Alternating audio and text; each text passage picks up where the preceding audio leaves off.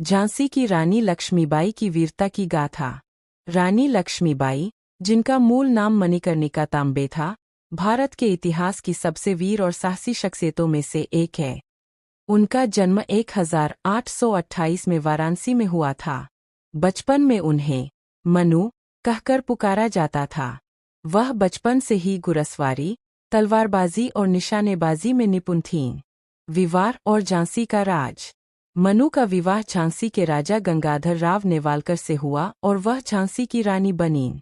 विवाह के बाद उनका नाम लक्ष्मीबाई रखा गया। कुछ ही समय बाद राजा गंगाधर राव का देहांत हो गया।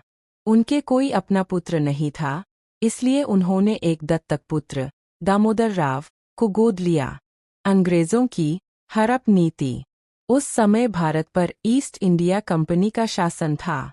कंपनी के गवर्नर जनरल लॉर्ड डलहौजी ने एक कुख्यात नीति लागू की थी, जिसे व्यपगत का सिद्धांत, डॉक्ट्रिन ऑफ लैप्स या हड़प नीति कहा जाता था। इस नीति के अनुसार यदि किसी शासक का अपना वारिस पुत्र नहीं होता था तो उनका राज्य कंपनी के अधीन हो जाता था। अंग्रेजों ने रानी लक्ष्मीबाई के दत्तक पुत्र दामोदर राव को झांसी का वैध उत्तराधिकारी मानने से इनकार कर दिया और झांसी को ब्रिटिश साम्राज्य में मिलाने की घोषणा कर दी। मैं अपनी झांसी नहीं दूंगी। रानी ने इस अन्यायपूर्ण घोषणा को मानने से साफ इनकार कर दिया। उन्होंने पूरे जोश के साथ घोषणा की, मैं अपनी झांसी नहीं दूंगी। यह वह समय था जब 1857 का महान विद्रोह शुरू हुआ। रानी लक्ष्मीबाई ने झांसी की सेना का नेतृत्व किया और वीरतापूर्वक अंग्रेजों का मुकाबला किया।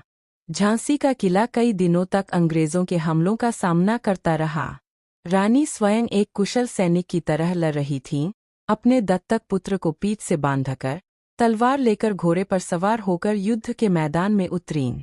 कालपी और ग्वालियर। जब झांसी का किला टूट गया और लगा कि अब झांसी को बचाना मुश्किल है, तो रानी लक्ष्मीबाई ने रात के अंधेरे में अपने कुछ सैनिकों के साथ किला छोड़ दिया। वह बहादुरी से अंग्रेजों को चकमा देती हुई कालपी पहुंची और फिर ग्वालियर की ओर बढ़ी। ग्वालियर में उन्होंने तात्या टोपे और अन्य विद्रोही नेताओं के साथ मिलकर ग्वालियर के किले पर कब्जा कर लिया।